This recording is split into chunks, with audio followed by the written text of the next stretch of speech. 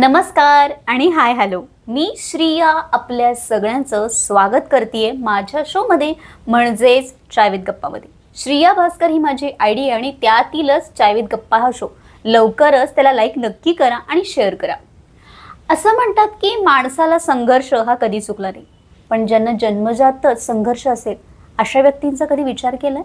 त्यांना खरंच कुठल्या तरी आधाराची गरज असते, पण ते कसं असतं की का त्यांचं कुटुंब आधार बनतं किंवा ते स्वतःचा ते आधार बनतात. पण अशा दिव्यांग व्यक्तींसाठी काही संस्था काम करत असतात. अशाच एक नामवंत संस्थेतील अध्यक्षांना आपण भेटत आहोत. आज आपण आपल्या शोमध्ये भेटत आहोत प्राध्यापक बाजीराव वारंगसर यांना, की ज्यांची आस्था सामाजिक अपंग पुनर्वसन संस्था आहे. त्यांचा कॉन्टॅक्ट नंबर तुमच्यासोबत शेअर करतच आहे, तेही बघायला विसरू नका. पण आत्ता एकच करा, माझ्या चॅनलला लाईक, शेअर आणि सबस्क्राईब करायला विसरू नका. कारण का इथे प्रत्येकाची वाट वेगळी असते आणि प्रत्येकाची स्टोरी वेगळी असते. नमस्कार आणि हाय हॅलो, मी श्रिया तुमचं मनापासून स्वागत करते माझ्या शोमध्ये म्हणजेच चाय विथ गप्पामध्ये. आज आपण आपल्या शोमध्ये भेटत आहोत प्राध्यापक बाजीराव वारंगसरांना. त्यांचं काम नक्की काय, या सगळ्या गोष्टी त्यांच्याशी गप्पा मारून आपण समजून घ्यायचं आहेत. सर, मनापासून वेलकम माझ्या शोमध्ये तुमचं. धन्यवाद. सर, आता आपण मस्त गप्पांना सुरुवात करूया. सर, आपल्यासाठी संघर्ष शब्द हा काही नवीन नाही, तर मला आपला शैक्षणिक संघर्ष कसा होता हे सांगा. ते बहीण असेल ते काकेवरून न्यायचं, शाळेत सोडायचं, परत आणायचं, असा पहिलीपासून माझा चौथीपर्यंतचा तो प्रवास सुरू झाला. आणि वडील मात्र मला त्या ठिकाणी ऊर्जा देत होते की काय ना बाळ, तुला शिकायचं आहे, मोठा साहेब व्हायचा आहे, अपंगासाठी काहीतरी करायचं. आणि ही एक ऊर्जा देणारी त्यांची वाक्य होती आणि त्यातनं ते मी तयार झालो. पण दुर्दैव असं मॅडम झालं की 10 वर्षाचा असतानाच वडिलांचं छत्र हरपलं काहीतरी. आणि त्या दिवसापासून जो संघर्ष सुरू झाला, एक तर संघर्ष परिस्थितीची, हलाखीची परिस्थिती आणि अपंगत्व, ह्या दोन्हीमध्ये पूर्णपणे मी कचाट्यात सापडलो. आणि अशा अवस्थेत आई आणि मोठा भाऊ यांनी मला उर्मी दिली. त्यांनासुद्धा माहीत होतं वडिलांचं स्वप्न काय, ह्याला कसं तयार करायचं.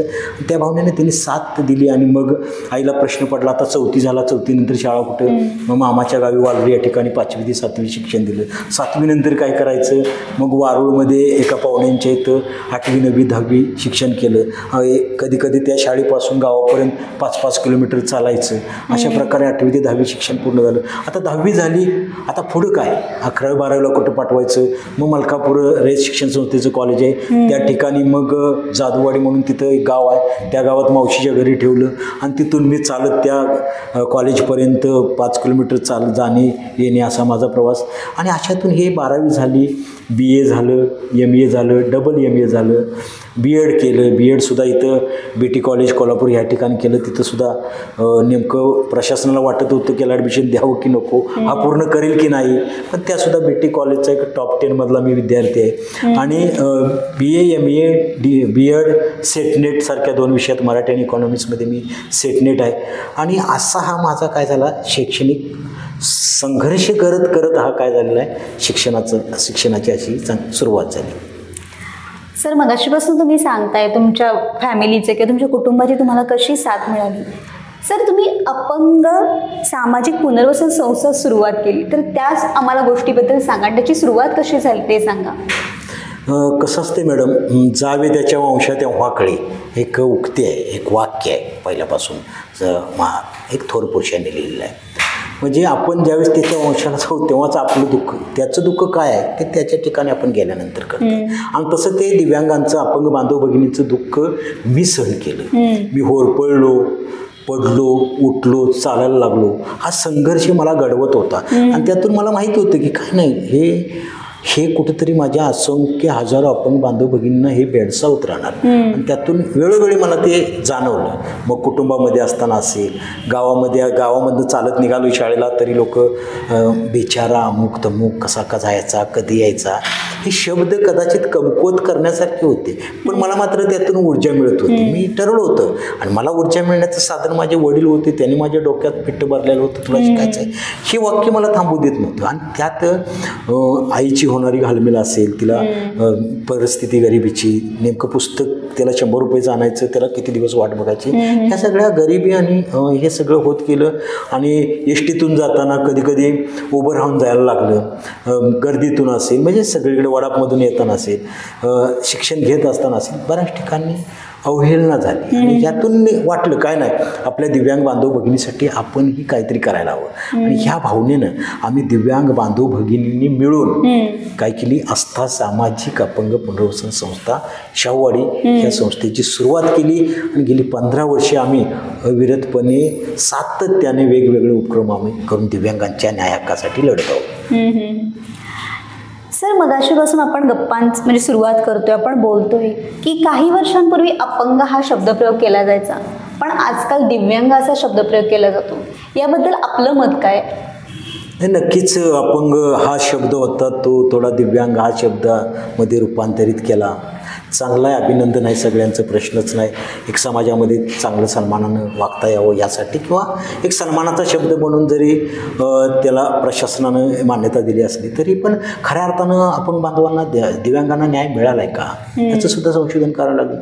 वेगवेगळ्या प्रकारच्या योजना आहेत किंवा वेगवेगळ्या प्रकारच्या अपंगांसाठीची जी योजना आहेत त्या योजनांची अंमलबजावणी कितपत होते. म्हणजे केवळ अपंग हे नाव दिव्यांग केल्यानंतर दिव्यांगाच्या समस्या सुटतील असं नाही आहे ना.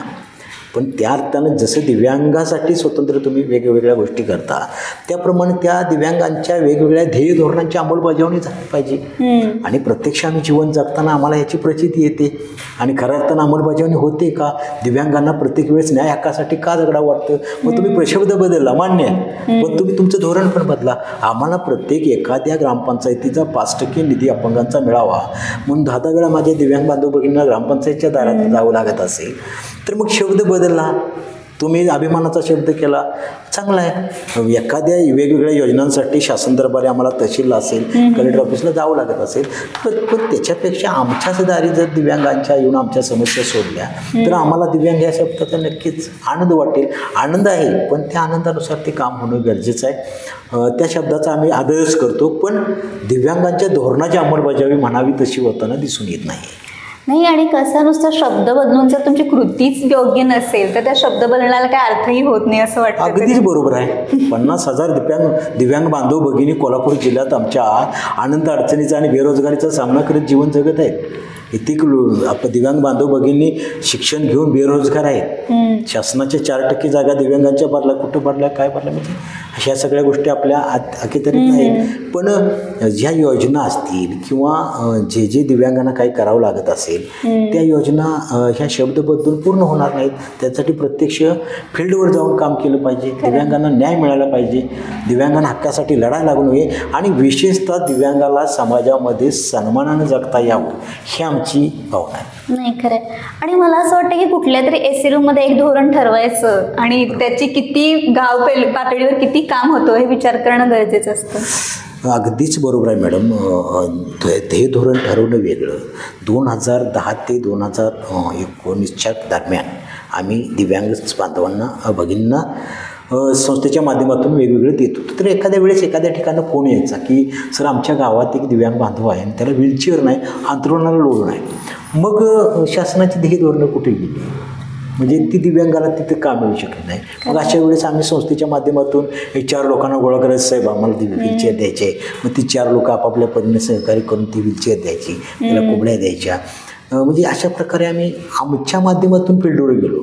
तुम्ही दिव्यांग बांधव एखाद्याच्या घरात दिव्यांग कुटुंबात दिव्यांग आहे, तो अंथरुणाला खेळलेला आहे, मग तिची अवस्था काय आहे, त्याला तुम्ही काय योजना पोचवणार, त्याचा निधी कसा त्याला पोचवणार, किंवा त्याला वेगवेगळ्या योजनांचा एखाद्या संजय गांधी निराधार योजनेच्या पेन्शनचा जर दिव्यांगाला अर्ज भरायचा असेल तर त्याला शासकीय 4 लोकांच्याकडे जावं लागतं. कदाचित तलाट्यांच्याकडे जायला पाहिजे, सर्कल साहेबांच्याकडे जायला पाहिजे, ग्रामसेवक साहेबांच्या सगळ्यांनी, मग ते तहसीलला जायला पाहिजे. मग अशा योजना जर दिव्यांगांच्या घरी, म्हणजे ह्या वेगवेगळ्या ज्या योजना आहेत त्या गेल्या तर खऱ्या अर्थानं अंमलबजावणी झालं असं आम्हाला म्हणता येईल. पण म्हणावं तसा प्रसार झालेला आढळून येत नाही. स्वतःचा अनुभव आमचा म्हणजे सांगतोय. सर, आपण एक सामाजिक संस्था असाल तर या आपल्या सामाजिक संस्थेमध्ये आम्हाला उपक्रम सांगा. आता आम्ही 2010 पासून आमचा 15वा वर्धापन दिन आता लवकरच आहे. 15 वर्धापन आम्हाला बोलवणार ना? हो, नक्कीच तुम्हाला बोलवणार, नक्की बोलवणार. आमचं ऑफिस नाही, काय नाही, रस्त्यावरच आम्ही कुठेतरी कोपऱ्यात एका झाडाखाली मीटिंग घ्यायची, तिथं ठरवायचं आता काय करायचं, निवेदन द्यायचं, पंचायत समितीला जायचं, BDO साहेबांना निवेदन द्यायचं, दिव्यांगांचा 5% निधी आम्हाला मिळावा, मग त्यातून ते पत्र काढणार ग्रामपंचायतीनं, मग ते आम्हाला मिळालं. म्हणजे सुरुवातीला आम्ही शासनाच्या विविध योजनांचा लाभ मिळावा म्हणून शासन दरबारी पाठपुरावा करायला लागलो. मग आम्ही वेगवेगळे निवेदनं दिली आणि त्यानंतर आमच्या लक्षात आलं की याला आमची दिव्यांग विद्यार्थ्यांना मोटिवेशन कसं द्यायचं, कारण त्यांच्या मनामध्ये न्यूनगंड झाला आहे. एक मुलगा शिकायलाच तयार नाही. मला कोणतरी शाळेत जाऊन नावं ठेवते, अमुक म्हणते, दिव्यांगाला वेगवेगळे शब्द, आता कायदा झाला, पण त्यावेळेस ते न्यूनगंड वाटायचा. मग अशा वेळेस आम्ही काय केलं, दिव्यांग विद्यार्थी शैक्षणिक पालकत्व योजना संस्थेच्या माध्यमातून चालू केली आणि आता जवळपास 140 दिव्यांग विद्यार्थ्यांचं शैक्षणिक पालकत्व स्वीकारतोय. त्या विद्यार्थ्यांना एकत्र घ्यायचं, प्रेरणा म्हणा असा एक कार्यक्रम आम्ही राबवला आणि दर 15 दिवसाला त्या दिव्यांग विद्यार्थ्यांना मोटिवेशन द्यायचं, स्वतःचं लेक्चर द्यायचं किंवा आणखीन कोणतरी आणायचं आणि त्यातून त्यांना प्रेरणा मिळायची. म्हणजे 140 दिव्यांग विद्यार्थ्यांचं सुद्धा शैक्षणिक पालकत्व हा एक उपक्रम आमचा झाला. तिसरी गोष्ट असं की 2010 पासून आज 2024पर्यंत आम्ही शेकडो दिव्यांगांना कुबड्या, व्हीलचेअर, स्टिक, श्रवणयंत्र, कॅलिपर्स, कृत्रिम हात पाय अशा प्रकारच्या वस्तू संस्थेच्या माध्यमातून मोफत देण्याचा त्या ठिकाणी प्रयत्न केला. त्याशिवाय कोल्हापूर जिल्ह्यातलं पहिलं स्पर्धा परीक्षा ग्रंथालय आमच्या शाहूवाडीमध्ये आहे. जवळपास 1.5 लाख रुपये किमतीची पुस्तकं आहेत. 31 विद्यार्थी, कोणी 10वी पास, 12वी पास, ग्रॅज्युएशन वेगवेगळ्या पद्धतीनं आपापला अभ्यास करत आणि त्या अभ्यास करताना सुद्धा आम्ही त्यांना सहकार्य करतोय, मार्गदर्शन करतोय, पुस्तकांचं सहकार्य करतोय. त्याचबरोबर कोरोनासारख्या महामारीमध्ये मॅडम शेजारच्या घरात कोण जायला तयार नव्हता.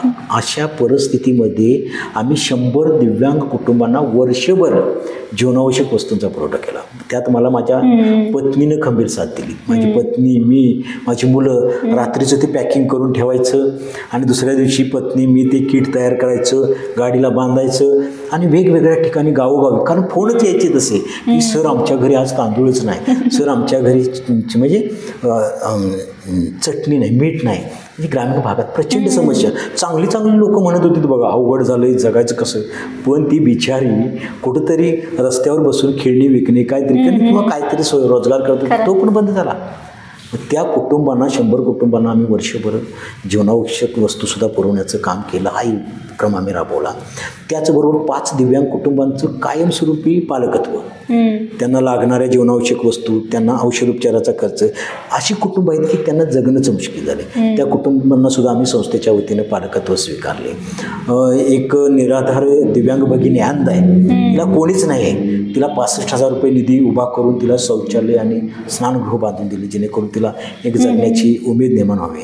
आता सांगितल्याप्रमाणे जगो आनंदी आहे की वेगळाच उपक्रम आम्ही काढला, कारण याचा अर्थ काढण्यामागचं पाठिंबाचं कारणच असं होतं की दिव्यांग मुलं असेल, दिव्यांग भाऊ असेल, बहीण असेल, त्याला घरातून कोणी बाहेर न्यायला तयार नसते.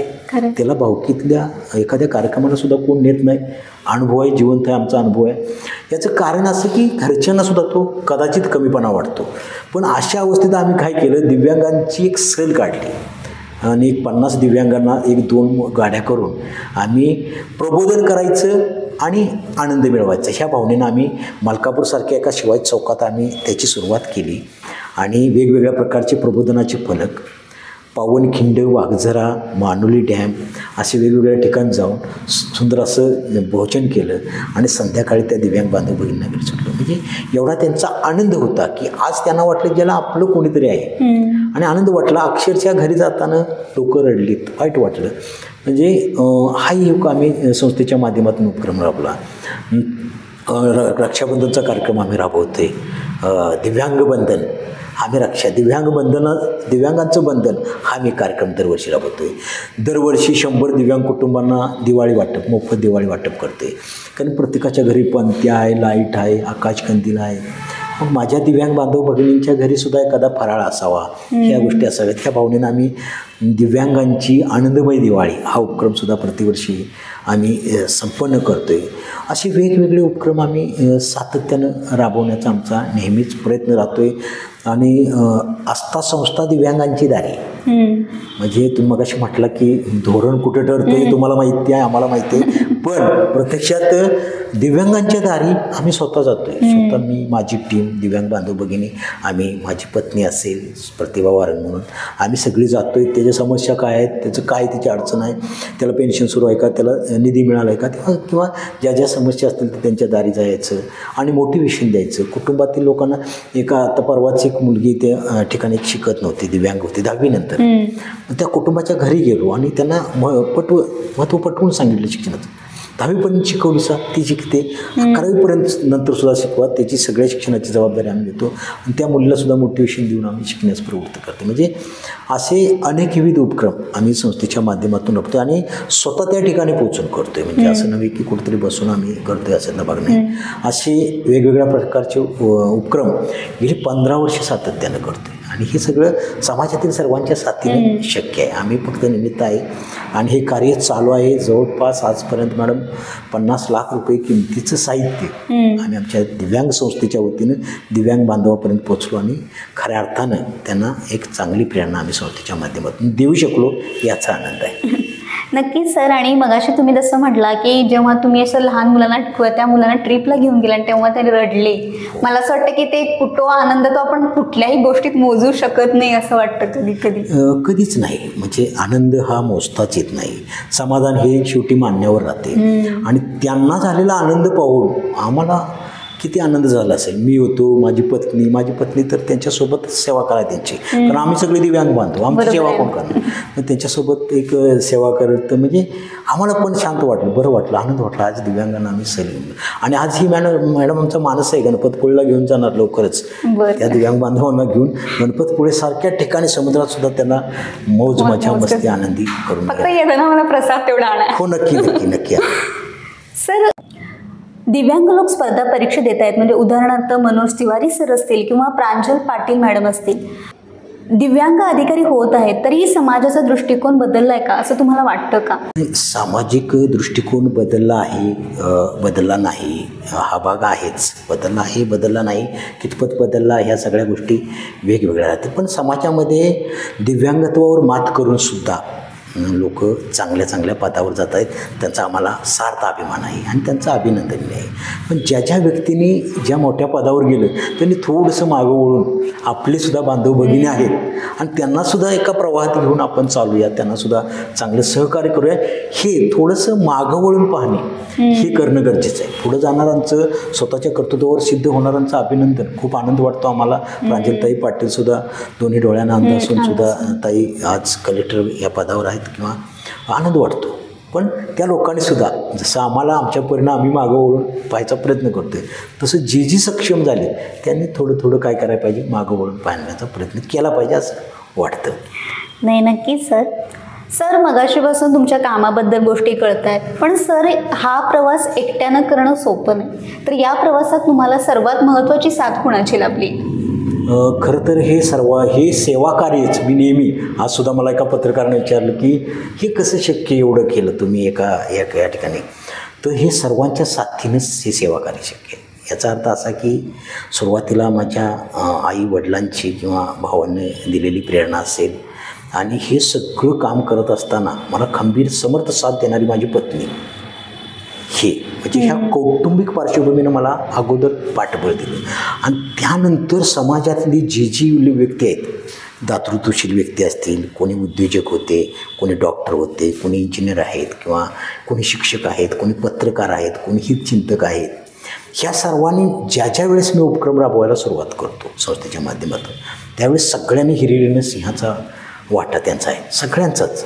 आणि ह्या सगळ्यांनीच एक कुटुंब आणि समाजातील सर्व घटकातील व्यक्ती आणि माझे आशीर्वाद देणारे दिव्यांग बांधव भगिनी या सर्वांचा सिंहाचा वाटा असल्यामुळं हे कार्य सातत्यानं चालू राहिलं, हे मात्र या ठिकाणी प्रकर्षानं वाटतं. नाही, आणि खरंच सर, म्हणजे कधी कधी म्हणतात ना की आपण एक शिवधनुष्य पेलतो आपण, पण ते सगळ्या गोष्टींना साथीने नेणं तेवढंच खूप महत्त्वाचं असतं असं मला वाटतं. सर, आता मी लास्ट प्रश्नाकडे वळते. सर, आज दिव्यांग तुम्ही आहात आणि एक दिव्यांग तुमच्या बांधवांना एक किंवा सगळ्यांना एक तुम्हाला संदेश द्यायला काय आवडेल? नाही, मुळातच आजही मी स्वतःला कधी दिव्यांग बांधव मानतच नाही. कारण शेवटी काय असतंय, दिव्यांगाची व्याख्या चांगल्यांच्यामध्ये सुद्धा दिव्यांगाची दृष्टी कधीतरी आपल्याला पाहायला मिळते. आज माझे असंख्य हजारो दिव्यांग बांधव भगिनी निश्चितच आहेत, पण ते सन्मानानं जगण्याचा प्रयत्न करत आहेत, खूप चांगल्या भावनेनं प्रयत्न करत. आज आम्हाला निश्चितच दोन्ही पाय नाहीत, आम्ही नाही धावू शकणार, पण आम्ही एखाद्या ठिकाणी जायचं म्हटलं तर तिथं पोचू शकणार. दिव्यांगांना दृष्टी नसलेले माझे दिव्यांग असतील, पण दृष्टी असूनसुद्धा दृष्टीहीन वागणारीसुद्धा समाजामध्ये लोक आहेत वेगवेगळ्या प्रकारची. मग माझे दिव्यांग बांधव ते कितीतरी पटीने त्या पद्धतीने चांगले आहेत.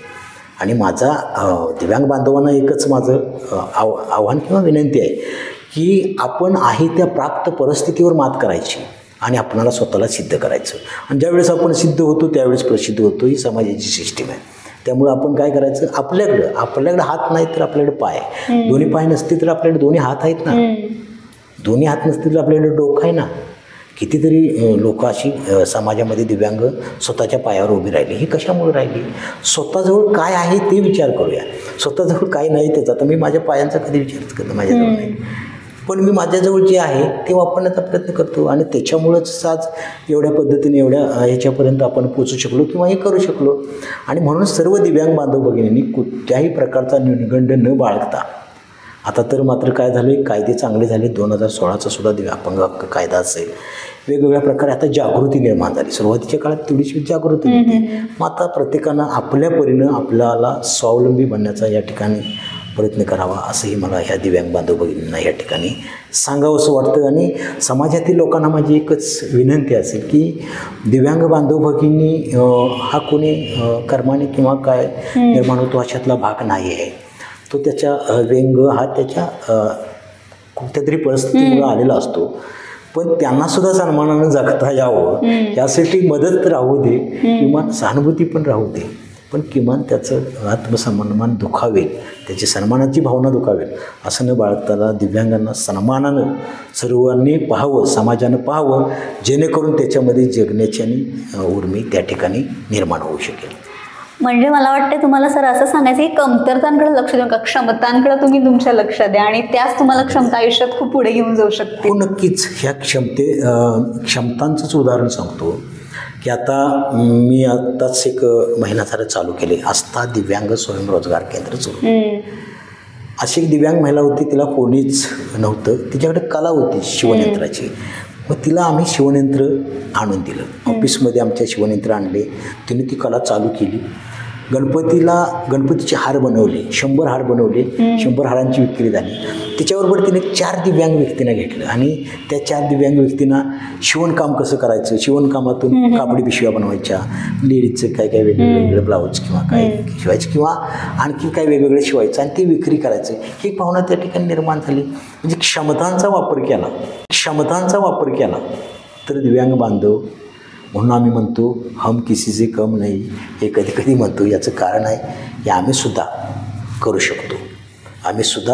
शकतो ही भावना मात्र त्या ठिकाणी क्षमतांवरून साध्य करता येऊ शकते. मला सर ह्याच्यावर एक वाक्य फक्त तुमच्या मगाशीच्या प्रवासाबद्दल वाटतं की तुम्ही म्हटला मगाशी मला पाय नाही, पण मला वाटतं तुम्ही चालायला तयार झालेलाच नाही, तुम्ही उडण्यासाठी तयार झाला असं वाटतंय. त्यामुळे तुम्ही तशी भरारी मारलेली आहे. नाही, माझे पाय मी तुम्हाला मगाशी सुद्धा अगोदर तुम्ही चर्चेअंती सांगितली की माझ्या घरच्यांनी माझे पाय मजबूत केले, माझ्या पत्नीने माझे पाय मजबूत केले, माझ्या समाजातील सहकार्य करणाऱ्या व्यक्तींनी माझे पाय मजबूत केले. ह्यांनीच माझे पायाकडे मला दुर्लक्ष करायला लावलं. आणि उड्डाण नाही म्हणावं, जमिनीवरच चालायचं आहे आपल्याला आणि या जमिनीवरूनच हे आपलं सेवा कार्य सगळ्यांच्या साथीनं, सर्वांच्या सहकार्यानं पुढे नेण्याचा प्रयत्न असेल. आणि मॅडम, एक भविष्यात दिव्यांग शाहूवाडीसारख्या दुर्गम भागामध्ये, दुर्गम म्हणजे मागास नव्हे, दुर्गम, कोण म्हणतं मागास तालुका, मागास नाही, दुर्गम. माझा तालुक्याचा मला सार्थ अभिमान आहे. आणि त्या ठिकाणी एक दिव्यांगाचं दिव्यांग भवन व्हावं, एक भावना आहे आस्थापन संस्थेच्या माध्यमातून, जेणेकरून ज्या दिव्यांगाला कोणीही नाही त्या दिव्यांगाची तिथं निवास व्यवस्था, ज्या दिव्यांगांना स्पर्धा परीक्षेचा अभ्यास करायचा आहे त्यांच्यासाठी स्पर्धा परीक्षा व्यवस्था, ज्या दिव्यांगांना स्वयंरोजगार केंद्रात दाखल व्हायचं आहे आणि स्वतःच्या पायावर जगायचं आहे त्यांच्यासाठी दिव्यांगांचं स्वयंरोजगार केंद्र, ज्या दिव्यांगांना कुठं वाचवायची कला असेल किंवा काहीतरी गायनाची कला असेल, म्हणजे कला, आणि ज्यांना स्पोर्ट्स, दिव्यांगांचे स्पोर्ट्स, ही सुद्धा एक छोटीशी अकॅडमी, असा करण्याचा एक भविष्यात मानस आहे. नक्कीच त्या दृष्टीनं पाऊल आहे, प्रयत्न चालू आहेत, बघूया काय होते. नाही, मला असं वाटतं नक्कीच ती गोष्ट पूर्ण होईल. चायवीत गप्पामध्ये मी श्रिया आता तुमचा इथेच निरोप घेतेय. पण तुम्ही काय करायचं आहे, अजून माझ्या चॅनलला लाईक, शेअर आणि सबस्क्राईब केलं नसेल तर नक्की करायचं आहे. आणि आजचा एपिसोड बघून नक्की कॉमेंट करायचं आहे. आणि जाता जाता एकच गोष्ट, इथे प्रत्येकाची वाट वेगळी असते आणि प्रत्येकाची स्टोरी वेगळी असते. धन्यवाद सर. धन्यवाद. धन्यवाद.